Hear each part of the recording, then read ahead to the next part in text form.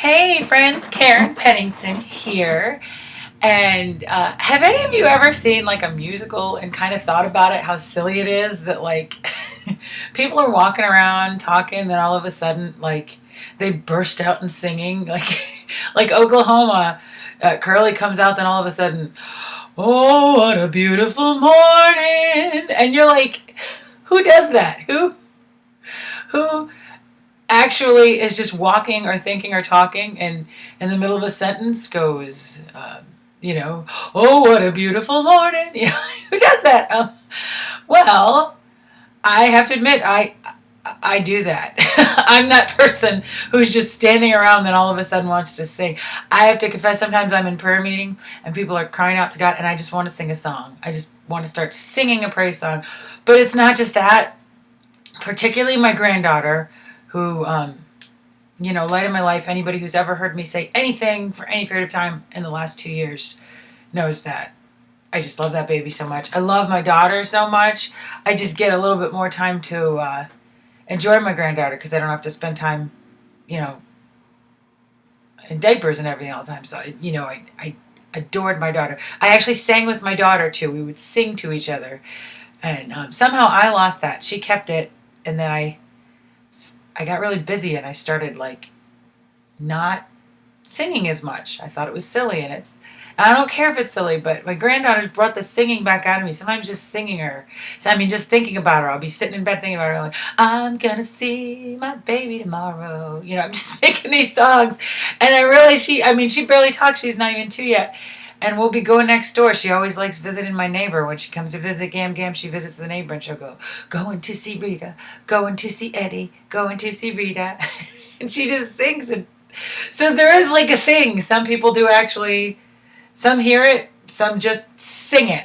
And I could call out a few other people I know who will just burst out in song I'll say it, Kira Spencer, Jordan Spencer, he'll do that.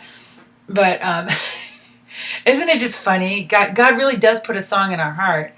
And sometimes we don't sing it with music and notes, but he does put a song in our heart. And really for all occasions. And that's really what the Psalms are about. Psalms are songs. If you look at them, a lot of times it says to the tune of. So I don't think they were raps. I think, there's nothing wrong with rapping, but I think they were actually songs. So they sing to this tune, and we don't always see it translated in English, but there would have been a rhythm in the original language, in the original Hebrew to them.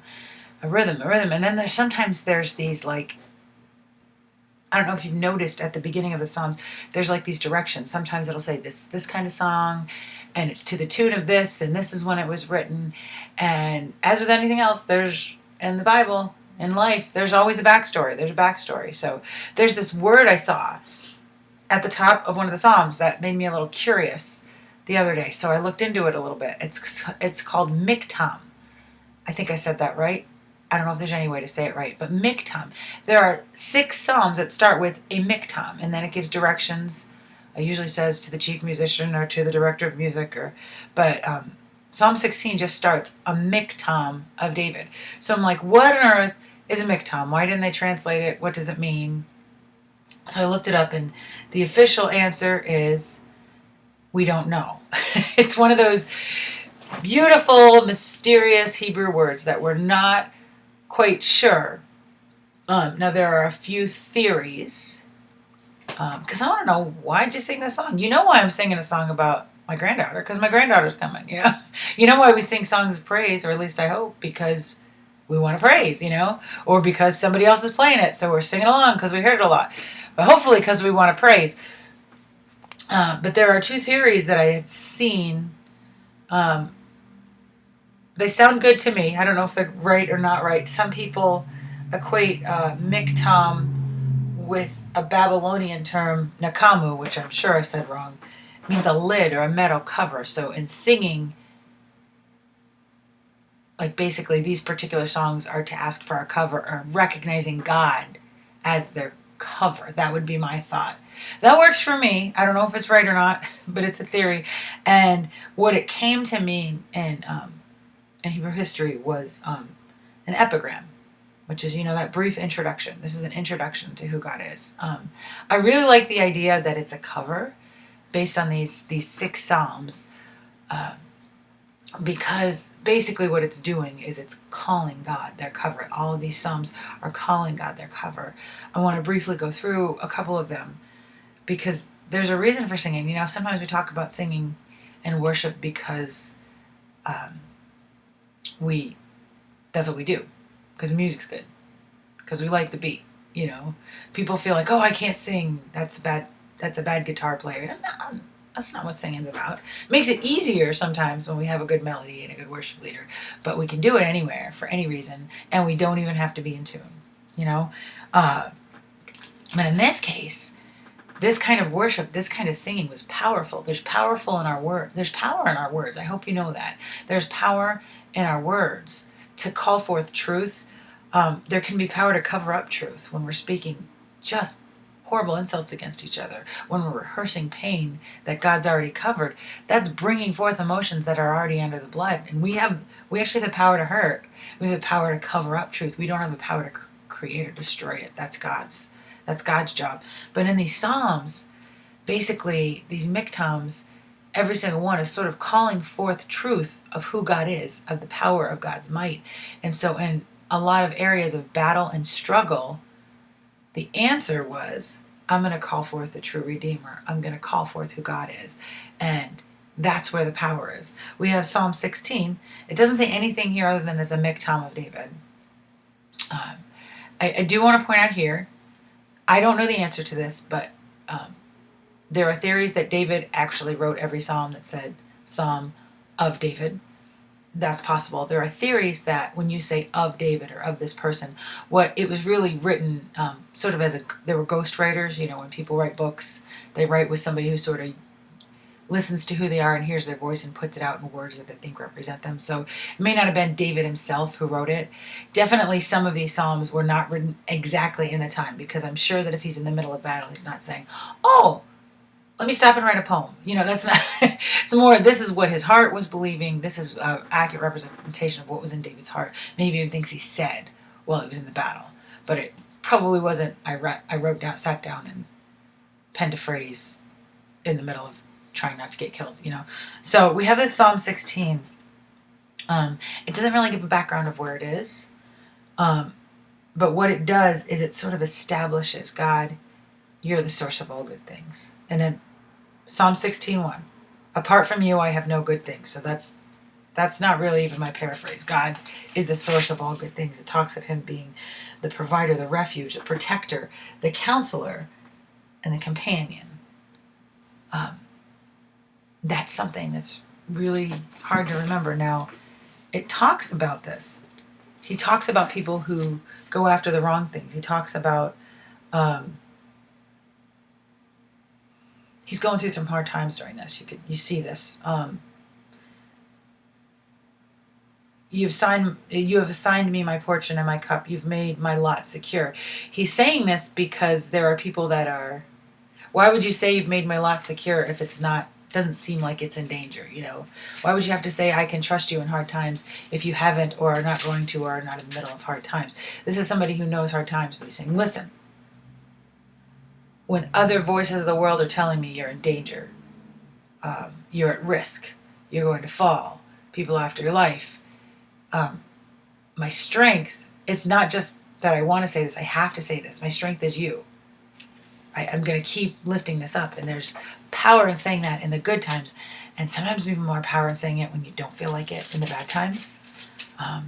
We certainly want to say it all the time. That's what's so important about it. So that's the only like standalone miktam. But then there are 5 other chapters altogether. Let me switch to them. I wanted to actually read real Bible today, right from the scripture. Now this is the NIV, but it's an older version of NIV. So if you have a newer version of New International Version, there's I think 5 or 6 of them now. It'll be similar, but not exactly the same. So Psalm 56, also called a miktam. You know, this evasive sounding word. There's a specific background to this. This was a miktam that was written regarding when the Philistines had seized David at Gath. So his hands are in. Again, he probably didn't say, unhand me, I have to write a song. You know, this is probably in reference to in reflection of what this happens. And in Psalm 56, in face of, now listen to the battle, listen to the song of battle that's happening here. In the face of being seized by powerful enemies, in the face of not really having control, because seized means you can't really move. You can't set yourself free. That someone's seized, that is lack of control. And what he says in response to that, Psalm 56:3, is, when I'm afraid, I will trust in you. In God, whose word I praise, in God I trust, I will not be afraid. What can mortal man do to me? Wow. When you feel out of control, yeah, I'm out of control, but nobody else can control me either. So I'm not gonna try to seize a false sense of security and control, which I struggle with sometimes. What I'm gonna do is say, God, you're in control. So I may not be able to move my body, but you can move mountains, God. You can move earths and worlds and wind. Nobody else can control the wind. So I'm going to put my faith in that and not just try to struggle in a way that I can't get out. I'm going to cease striving and I'm going to trust in God. Psalm 57 was written when David fled to a cave. Probably the cave of Adullam. That's the one that was mentioned. Because Saul is sending people against him, and he fled. And he has this, even though he had been like the commander of the army, he has this whole army against him. He has, his name is being smeared. He can't necessarily do anything to make his name better, because if he goes up in public and stands out, then he's going to be, seized again, this time by his own army. So this one hits a little closer. This is his father figure, This is someone he was supposed to trust in. This is someone whose daughter he married. And he sends not only him, but the force of his whole army against him. And there's nowhere to hide. That's why he has to go to a cave. And so what does David say in the face of this lie? There's nowhere to hide. He says, have mercy on me, O God, have mercy on me. For in you my soul takes refuge. When there's no one else to trust, when there's no way to escape man's grasp, in Psalm 56, against the Philistines, David says, what can mortal do to me? Well, what can mortal man do to me? I can talk to this. And then in 57, when there's nowhere to run and hide, David says, in you my soul takes refuge. Then in Psalm 58, it doesn't give a background, but it's talking about the injustice of rulers. It's talking about injustice that happens through him and injustice that is done against him. Again, something he can't control. This is a mighty warrior, but he can't control. People are speaking out against him. It doesn't say what it is, maybe because it doesn't matter what it is. People are speaking out against him, and his answer to this is Psalm 58, verse 10. The righteous will be glad when they are avenged. Now, he's talking about war, too. He says some pretty crazy stuff in here. Break the teeth of the wicked, and I don't know. I'm not asking God to punch my enemy in the eye. That's under Christ's blood. It's Christ's job to avenge. But what it does bring here is the fact that even when injustice happens to us, we don't often don't have power over it. But who has the power? God. God will avenge us, can avenge us. God says, vengeance is mine. Let God keep the vengeance.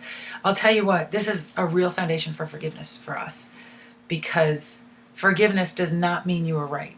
Forgiveness does not mean you deserve for me to let this go, or for it to be let go. What it says is, I'm going to leave it in God's hands. It's God's choice. What it's saying is, what it may say, I'm coming back to this relationship. You know what? Because what you did, it's over. So I'm going to release you from the debt, and we're going to start building trust again. It may mean I'm not going back into this relationship. You did something, you crossed a line, and you keep crossing a line, and I can't let you keep doing this. So whether it redefines your relationship, where you say, okay, I'm going to love you, but I'm going to build this boundary, a healthy boundary that you can't go by. It may mean somebody did something horrible to you and your family, and you never have to see him again.